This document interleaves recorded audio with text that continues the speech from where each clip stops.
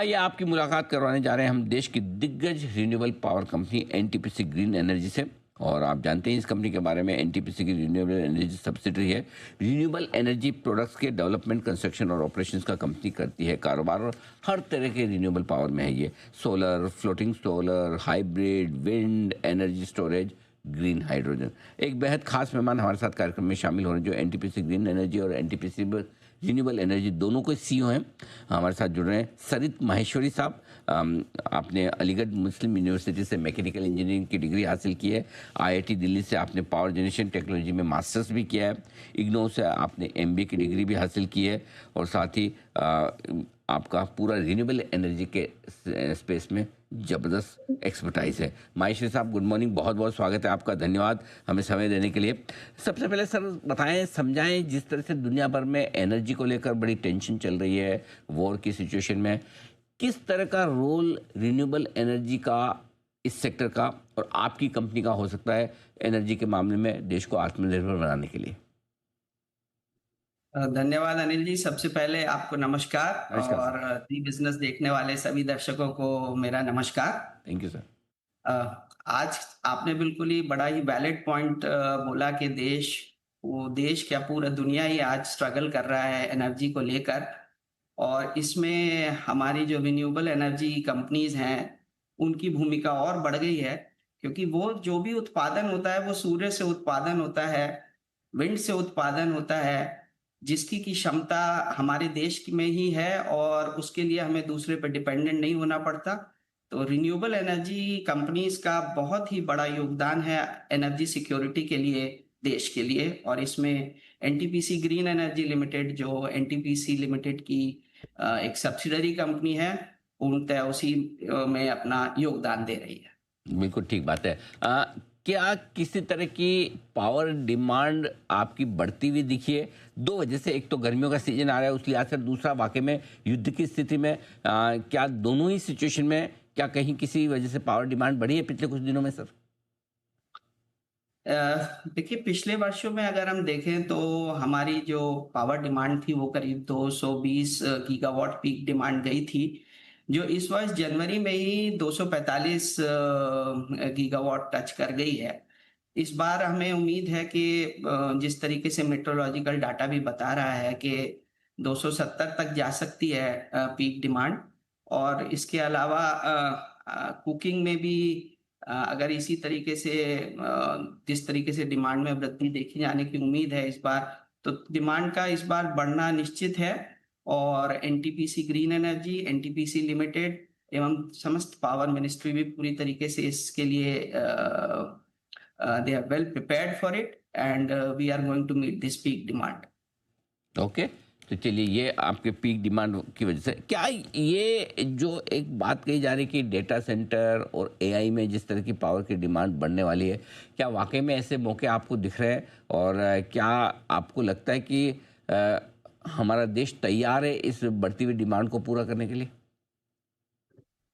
अनिल जी, अगर आप देखें तो इस बार के बजट में भी हमारे माननीय वित्त मंत्री जी ने इसके ऊपर बहुत स्पष्ट रूप से कहा था कि भारत डेटा सेंटर में एक बहुत बड़ा पावर बन के उभरेगा।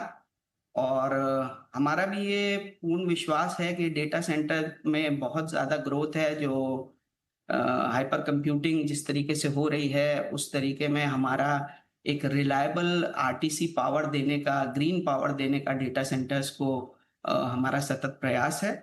और उसके लिए हम तैयारी भी कर रहे हैं।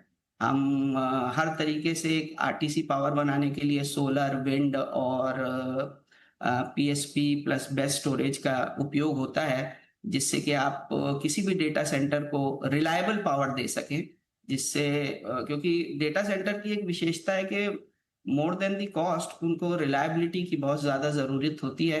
और रिलायबल पावर देने में एनजीईएल इसके लिए कई डाटा सेंटर्स के साथ हमने एमओयू भी किया है और हम इसकी तरफ बढ़ रहे हैं उनको पावर देने के लिए। ओके। एक चीज़ और बताएं सर कि जो इसी हफ्ते सरकार ने अपनी कैबिनेट की बैठक में 2585 करोड़ की स्मॉल हाइड्रो पावर स्कीम को मंजूरी दी है। क्या एनटीपीसी ग्रीन भी इस स्कीम का किसी तरह से फ़ायदा उठाने के लिए तैयार है? कुछ प्लान्स हैं आपके सर? ये देखें तो ये बहुत ही बढ़िया एक स्कीम निकाली है गवर्नमेंट ऑफ इंडिया ने, क्योंकि हमारी अभी केवल 5.1 गीगावाट देश में विकसित हुआ है स्मॉल हाइड्रो, जो कि जिसकी पोटेंशियल लगभग 21 गीगावाट की है। मुझे बताते हुए हर्ष हो रहा है कि बहुत समय पहले ही एनटीपीसी ने स्मॉल हाइड्रो में अपना कदम रखा था, और हमारा जो विंध्याचल और सिंगरौली परियोजना है वहाँ 8 मेगावाट का हमारा ऑलरेडी एक एनटीपीसी के तहत, एनटीपीसी ग्रीन तो नहीं, एनटीपीसी के तहत एक अब चल रहा है। और एनटीपीसी ये सारी जितनी भी ये परियोजनाएं हैं इनको स्टडी करेगा, और जहां जहां हमको वायबिलिटी लगेगी वहां पर इसको देखा जाएगा। बट ये सारा इन्वेस्टमेंट हमारा एनटीपीसी के अंदर में होगा, एनटीपीसी ग्रीन में नहीं। Okay, perfect. एनटीपीसी ग्रीन में आप कितनी नई कैपेसिटी बढ़ाने का सोच रहे हैं सर? अ, इस वर्ष तक हमारी, आज जब हम बात कर रहे हैं अनिल जी, तो हमारी कैपेसिटी 9,728 मेगावाट हो गई है, और इस वर्ष के अंत तक हम लोग 10,000 मेगावाट यानी 10 गीगावाट तक जाने की प्लानिंग है। हमारे अगले 2 वर्ष में 8-8 गीगावाट का और हम एडिशन करेंगे, जिससे कि फाइनेंशियल ईयर 28 के अंत तक हम करीब 26 गीगावाट कंपनी होने की ओर अग्रसर है। इस 28 गीगावाट में करीब हमारा जो है 26 गीगावाट में लगभग 23 गीगावाट हमारा सोलर होगा, और इस बीच में हम करीब 3 गीगावाट विंड की क्षमता भी लगाएंगे। इसके ओके। अलावा हम लोग बैटरी और पीएसपी का भी अभी देख रहे हैं। पीएसपी में हम नॉर्मली 2 मॉडल में जाते हैं, एक सर्विस मॉडल और एक अपना जो हम खुद बनाते हैं। तो एनटीपीसी ग्रीन ने ऑलरेडी सर्विस मॉडल में अपना टाई अप एक किया हुआ है 3000 मेगावाट आवर का, जो कि हमारा ऑलरेडी टाई अप है, और हम आगे भी इसमें अपॉर्चुनिटीज देख रहे हैं। ठीक बात है। माहेश्वरी साहब, बहुत बहुत धन्यवाद आपका, आपने समय दिया, विस्तार से आपने एनर्जी के माहौल, डिमांड, प्राइसिंग और आगे के आउटलुक और साथ ही कंपनी के प्लान्स के बारे में भी हमारे दर्शकों को जानकारी दी। Thank you so much sir. NTPC green energy के सीईओ सरित माहेश्वरी साहब। आइए बढ़ते आगे।